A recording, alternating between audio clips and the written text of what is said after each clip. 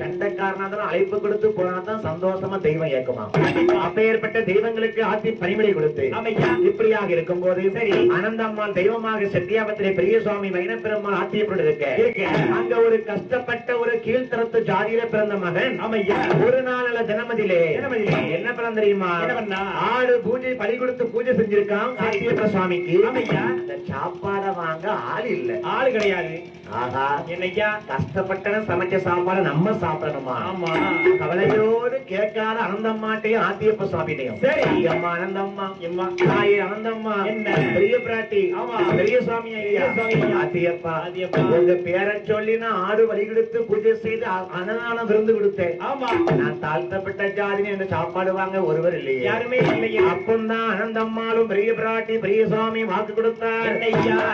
மகனே ஓடி வாப்பா ஓடி வாப்பா ஓடி வாப்பா ஓடி வாப்பா ஓடி வார்த்தை ஒன்றை சொல்ல கேளவா ஓடி வாப்பா ஓடி வாப்பா ஒன்றை சொல்ல கேளவா.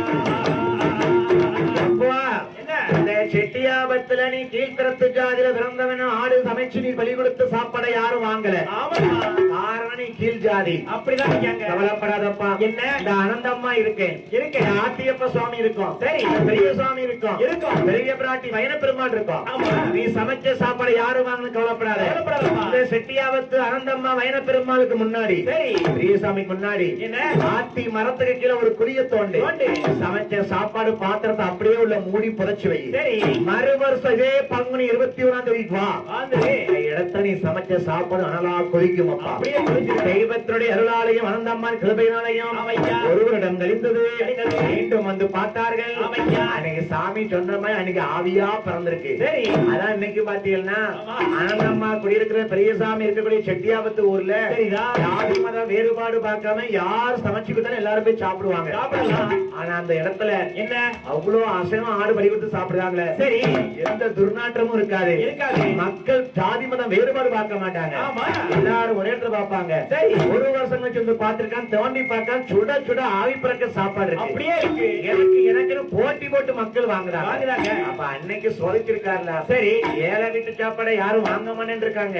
ஆமா அவரு சொன்ன அருள் நடந்தனால பூமியில இருந்து சுட சுட வந்ததுனால சரி எல்லாரும் போட்டி போட்டு வாங்கி இது அனந்தம்மாள் பெரியசாமி விளையாட்டு என்று ஒரு நயம் வாங்கி அந்த இடத்துல காவலோடு குதிரை சாமியாகவும் திருப்புலி ஆழ்வாரோடு இன்னும் யார் வருகிறார்?